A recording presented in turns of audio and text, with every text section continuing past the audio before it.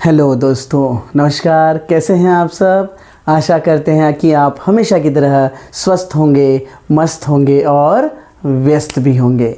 चलिए, आज फिर एक बार मैं अशोक सर आपके समक्ष उपस्थित हूँ लेकर आज का नया पाठ। अब नया पाठ, नया दिन और नई शुरुआत। चलिए, आज के इस नए पाठ में हम आज शुरू करने वाले हैं व्याकरण का एक छोटा सा पाठ। हम इसे छोटा सा नहीं कह सकते क्योंकि ये बहुत ही ज़्यादा महत्वपूर्ण है, केवल किसी एक कक्षा के लिए नहीं।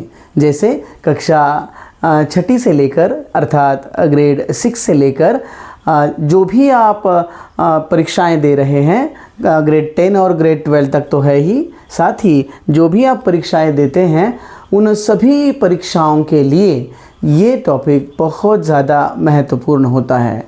हमेशा इस पाठ पर आपको प्रश्न पूछे जाते हैं, चाहे आप कक्षा 6 यानी कक्षा छठी के स्टूडेंट हो, कक्षा 9वीं 10वीं के स्टूडेंट हो, या फिर कोई स्पर्धात्मक परीक्षाएं आप दे रहे हैं, आप कोई ऐसी परीक्षा दे रहे हैं जो केंद्रीय विद्यालय की हो, नवोदय विद्यालय की हो, कोई भी परीक्षा हो जहाँ पर हिंदी पाठ्यक्रम दिया जाता है, उसमें संधि ये पाठ अवश्य होता है। तो चलिए, आज हम इसी पाठ को समझने की कोशिश करते हैं। देखिएगा, समझना है इस पाठ को तो हमें पूरा ज्ञान इस व्याकरण से संबंधित होना आवश्यक है, क्योंकि संधि हमें तब समझ में आती है जब उसकी छोटी छोटी चीज़ों को हम समझते हैं। कभी कभी हमें ऐसा लगता है कि हमें स्वर, व्यंजन ये तो कक्षा दूसरी, तीसरी, 5वीं तक हमें पढ़ाया जाता है, तो क्या स्वर व्यंजनों की आवश्यकता हमें जो अन्य पाठ हैं हमारे ऐसे, क्या उसमें ज़रूरत है? तो बिल्कुल ज़रूरी है। क्यों ज़रूरी है, उसका कारण मैं आपको बताता हूँ। संधि बिना वर्णों के पूर्ण नहीं हो सकती, है ना। जिसे वर्ण पता है और वर्ण का विच्छेद पता है, निश्चित रूप से वह विद्यार्थी, वह छात्र इस संधि पाठ को समझ सकता है। चलिए, आज हम बिल्कुल समय नहीं गंवाते और आज के इस पाठ की शुरुआत करते हैं। पाठ शुरू करने से पहले फिर एक बार एक छोटी सी दरख्वास्त आपसे कि आप अगर ऐसे वीडियोस देखना चाहते हैं तो मेरे इस चैनल को ज़रूर सर्च करते रहिए, जिसका नाम है हिंदी प्रेमी अशोक, जिसमें आपको सभी प्रकार के व्याकरण पाठ, गद्य विधा, पद्य विधा सब कुछ देखने को मिलेगा। चलिए, शुरू करते हैं आज का पाठ।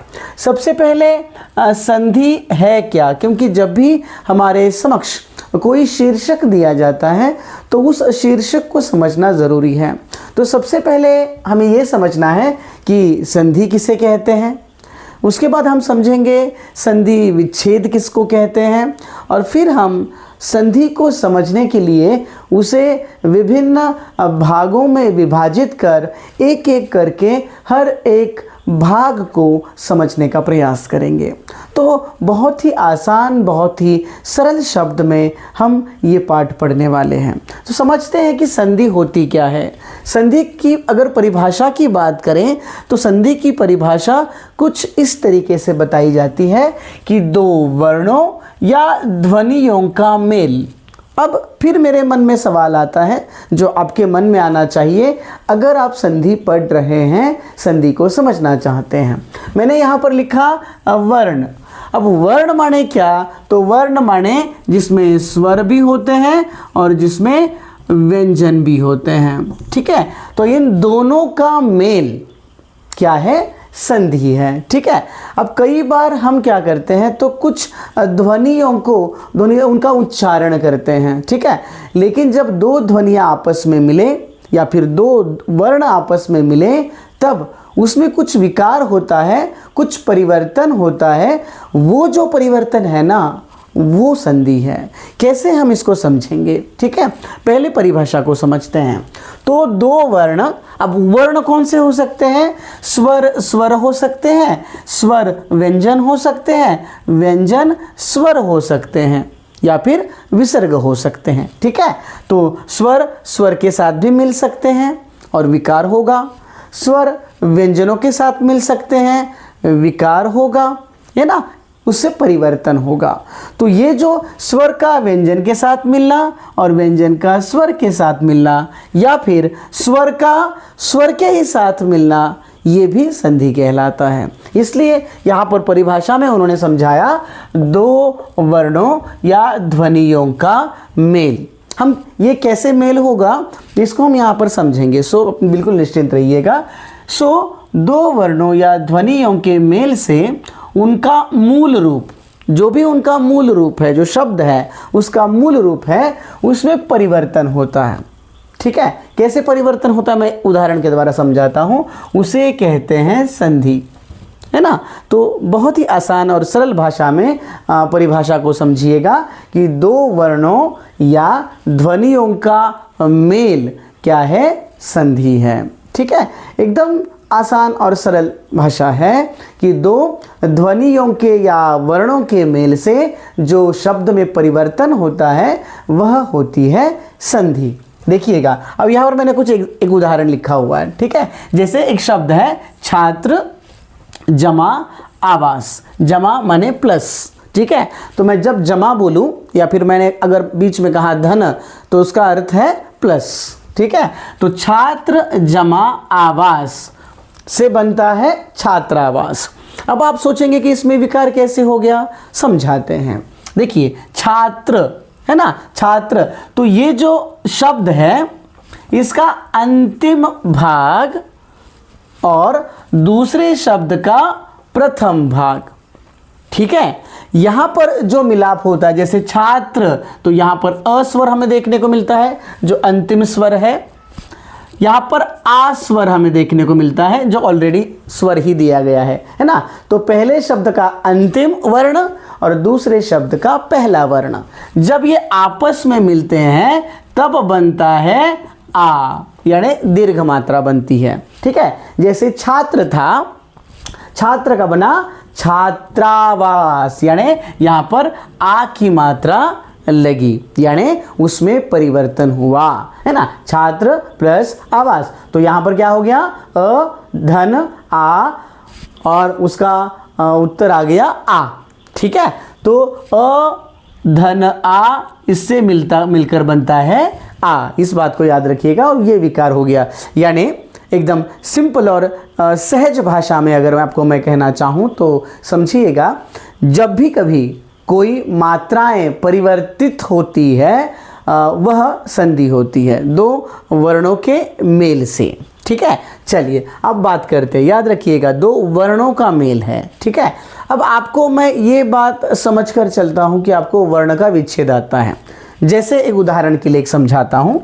मान लीजिए मैं उदाहरण आपको बता रहा हूँ, एक कोई भी एक उदाहरण, हमें बस समझना है कि आपको वर्ण विच्छेद पता है क्या। जैसे अगर मैंने र ये व्यंजन बोला, ठीक है ना, तो र व्यंजन अपने आप में अधूरा होता है, क्योंकि व्यंजन अधूरे होते हैं। क्यों अधूरे होते हैं? क्योंकि व्यंजन के साथ हमेशा स्वर छुपा हुआ होता है। ठीक है ना, तो र धन अ इससे मिलकर बनता है र। ओके, अगर मैं कहूं कि राम इस शब्द का वर्ण विच्छेद बताओ, जिसको वर्ण विच्छेद आता है ना उसके लिए संधि समझना आसान है। कैसे बताता हूं, देखिएगा। जैसे मुझे राम शब्द का वर्ण विच्छेद करना है तो र, क्योंकि आधा अधूरा है इसलिए उसके नीचे हलंत, धन, अब आ की मात्रा है तो आ धन। अब यहां पर आ के नीचे हलंत नहीं आएगा, क्यों? क्योंकि स्वर अपने आप में पूर्ण होते हैं। ठीक है, चलिए दूसरा शब्द है म। अब म व्यंजन है और व्यंजन हमेशा अधूरे होते हैं, इसलिए हलंत और म। जब हम म कहते हैं तो अ स्वर उसके पीछे छुपा हुआ होता है। इस प्रकार से वर्ण विच्छेद होता है। तो मैं ये समझ कर चलता हूं कि आपको वर्ण विच्छेद पता है। चलिए अब मैं आपको लेके चलता हूं संधि इस मुख्य हमारे टॉपिक पर। चलिए शुरू करते हैं हमारा टॉपिक। अब देखो, हमने समझा संधि। संधि यानी क्या? तो दो ध्वनि या फिर वर्णों के मेल से बना शब्द, अर्थात छात्रावास ये संधि शब्द है। ठीक है, ये संधि शब्द है। वो कौन सी संधि है देखेंगे, समझेंगे। पहले परिभाषा को समझो और परिभाषा कैसे बताई गई है, वो हर एक शब्द को समझो, आपको ये टॉपिक समझ में आ जाएगा। चलिए अब समझते हैं संधि विच्छेद क्या है। आपको दो प्रकार के प्रश्न होते हैं कि इस शब्द की संधि बताइए और इस संधि शब्द का विच्छेद कीजिए। तो हमने यहाँ पर देखो, छात्रावास ये संधि है, ये शब्द है, लेकिन इसका हमने विच्छेद किया। विच्छेद क्या किया? छात्र प्लस आवास, यानी छात्र धन आवास, इससे मिलकर बना छात्रावास। तो ये जो दो टुकड़े हमने किए, यानी शब्दों को जो अलग अलग किया, वो हो गया विच्छेद। अर्थात विच्छेद का मतलब समझ गए? विच्छेद करना यानी अलग अलग करना, और संधि करना यानी फिर से उनको जोड़ना। ओके, तो संधि माने जोड़ना, विच्छेद माने अलग करना। ठीक है, तो ये दो जो कंसेप्ट है, संकल्पना है, इसको आप ध्यान से समझिएगा। ठीक है, तो हम क्या समझे? संधि माने दो वर्णों का मेल, ये है संधि। संधि विच्छेद क्या है? जो संधि शब्द आपको दिए थे उसको अलग करना, सेपरेट करना, है ना, वो हो गया विच्छेद। अब इस आधार पर, क्योंकि संधि में हमें स्वर और व्यंजनों पर आधारित ये व्याकरण पाठ है, तो अगर इसको समझना है तो केवल एक भाग में इसको विभाजित नहीं किया जा सकता। इसलिए इस संधि को हमने 3 भागों में विभाजित किया। देखिएगा, संधि के 3 भेद माने जाते हैं। पहला है स्वर संधि, दूसरा है व्यंजन संधि, और तीसरा है विसर्ग संधि। ठीक है, संधि के 3 भेद कौन कौन से? पहला स्वर संधि, दूसरा व्यंजन संधि, और तीसरा विसर्ग संधि। ठीक है, अब इतना सब कुछ एक साथ नहीं समझाया जा सकता, तो हमें क्या करना पड़ेगा? एक एक विभाग को लेना पड़ेगा, और एक एक विभाग की छोटी छोटी बातों को समझकर हमें ये समझना है कि ये स्वर संधि है क्या। तो सबसे पहले हम बात करते हैं आपकी सबसे पसंदीदा संधि, स्वर संधि। ओके, मैंने पसंदीदा क्यों कहा? उसका कारण है। क्या कारण है? क्योंकि ये जो संधि है ना, ये स्वरों से संबंधित होती है। स्वर जानते हैं ना, कौन से होते हैं स्वर? सॉरी, तो स्वर होते हैं अ, आ, ई, उ, री, ए, ऐ, ओ, औ, अहा। ठीक है, अब इसमें भी ना ये स्वर जो है, मैंने अभी आपको बताया, इसमें अलग अलग प्रकार के स्वर माने जाते हैं। ठीक है, इसमें ह्रस्व स्वर है, इसमें दीर्घ स्वर भी है। ठीक है, चलिए अब आगे देखते हैं कि ये कैसे लिखे जाते हैं, और मैं आपको इतनी सारी जानकारी क्यों बता रहा हूँ। चलिए, तो मैं आपको फिर से बता रहा हूँ कि हमने संधि देखा। संधि का मतलब दो वर्णों का मेल, संधि हो गया। संधि विच्छेद क्या था? तो उनको अलग अलग करना, उस शब्द को अलग अलग करना, वह था संधि विच्छेद। फिर हमने समझा कि संधि तो बहुत ज़्यादा शब्द है, इसको अलग करना पड़ेगा। तो उसको अलग करना, इसके लिए हमने संधि के 3 भेद बताए। पहला भेद स्वर संधि, दूसरा भेद व्यंजन संधि, और तीसरा भेद विसर्ग संधि।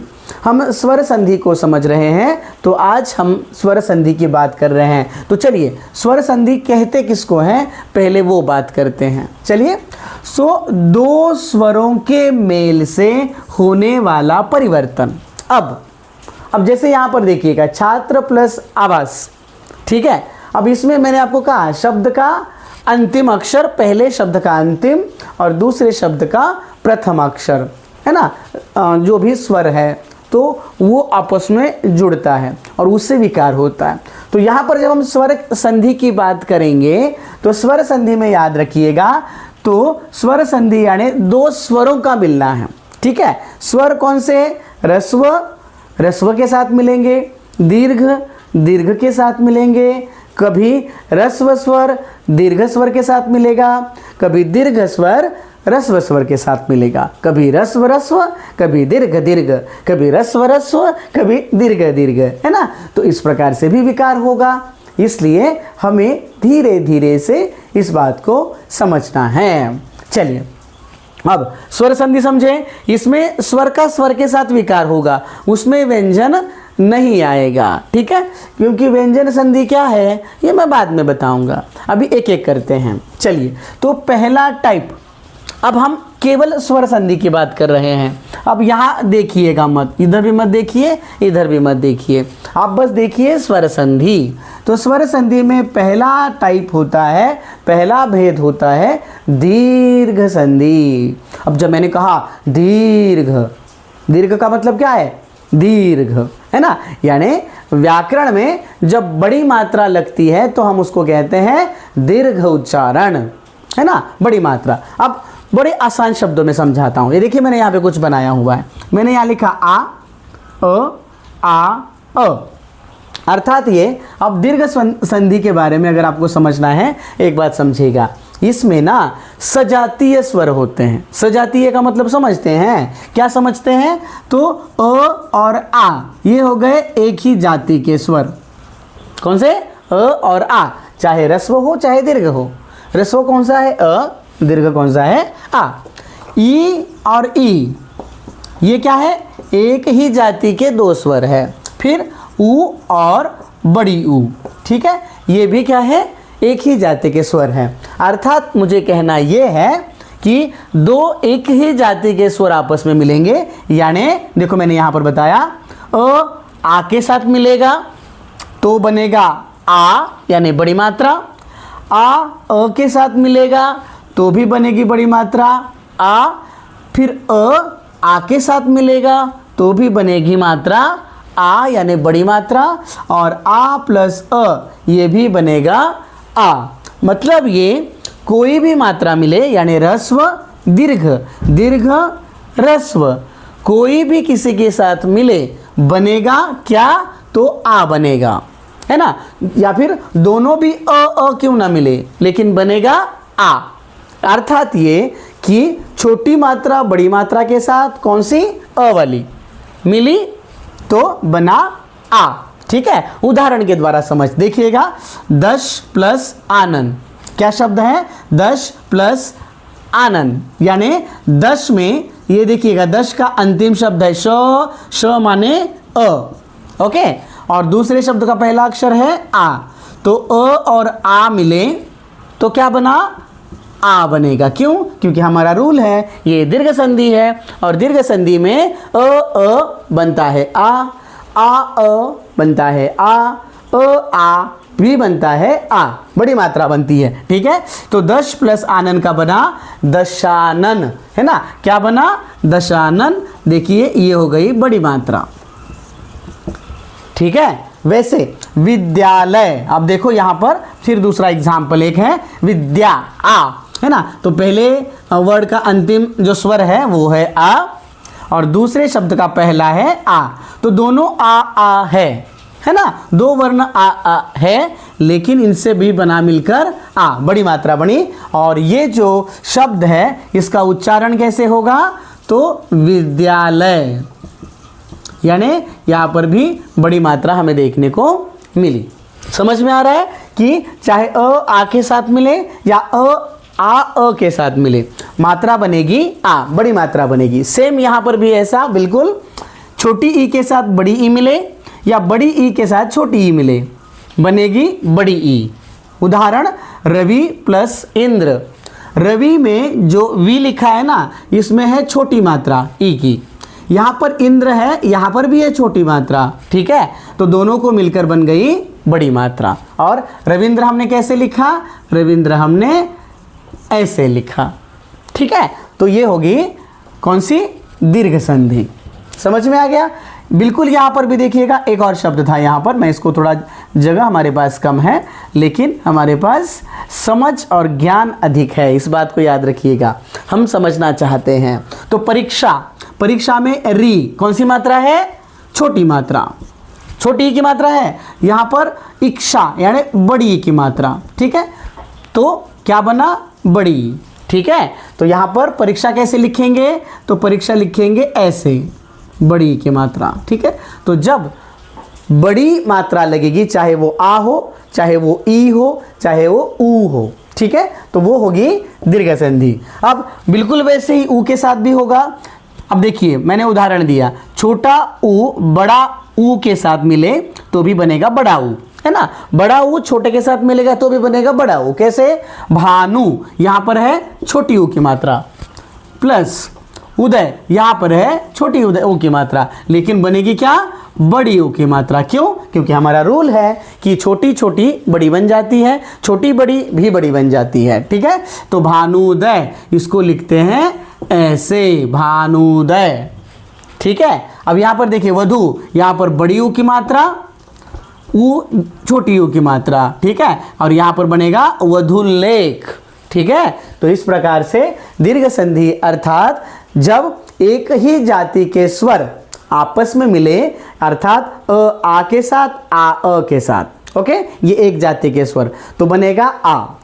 ई के साथ यानी छोटी ई बड़ी ई के साथ, या फिर बड़ी ई छोटी ई के साथ बनेगा बड़ी ई।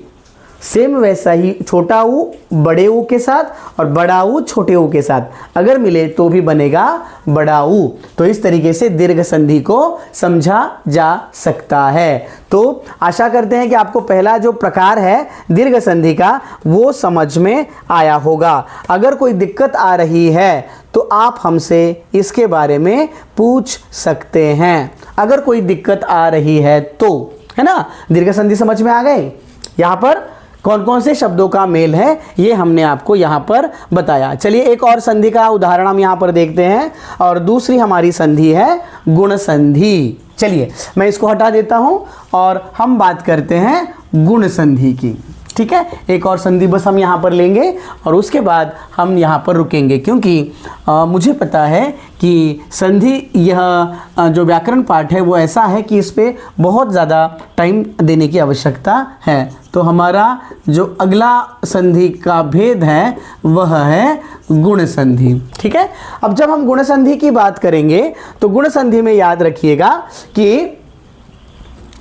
अ और आ, ठीक है, ये दो स्वर है अ और आ।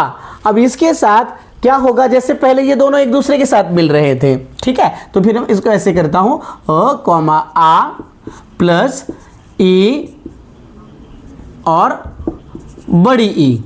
ठीक है, अब ये जब स्वर एक दूसरे के साथ मिलेंगे तब बनेगा ए। क्या बनेगा? ए। ठीक है, फिर दूसरा है ऊ और ऊ के साथ, क्या बनेगा?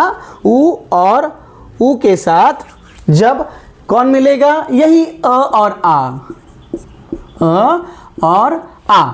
देखिएगा मैं यहां पर फिर से आपको बता रहा हूं कि ये किस तरीके से होगा। तो ये बनेगा यहां पर ओ, और अंतिम है जो अ और आ के साथ अगर री मिले, अ और आ के साथ अगर री मिले तो बनेगा अर। देखिएगा, पहले एक बार इसे देख लीजिएगा, फिर हमें समझने में आसानी होगी। ठीक है, अब बड़े सिंपल और साधारण सरल शब्दों में आपको बताता हूं कि यहां पर मैंने क्या बोला है। जैसे हमने पहले देखा एक ही जाति के स्वर थे, अब यहां पर अलग अलग जाति के स्वर मिलते हैं। जैसे अ आ के साथ ई मिला, अगर ऐसा होगा तो बनेगा ए। फिर छोटा ऊ बड़े ऊ के साथ अगर अ आ मिलेगा तो बनेगा ओ, और अ आ के साथ अगर री मिला तो बनेगा अर। ठीक है, तो चलिए एग्जाम्पल के द्वारा समझते हैं। ठीक है, जैसे मान लीजिए मैंने लिखा महा प्लस इंद्र। ठीक है, महा प्लस इंद्र, और मैं कुछ शब्द यहां पर लिखता हूं, देखते हैं।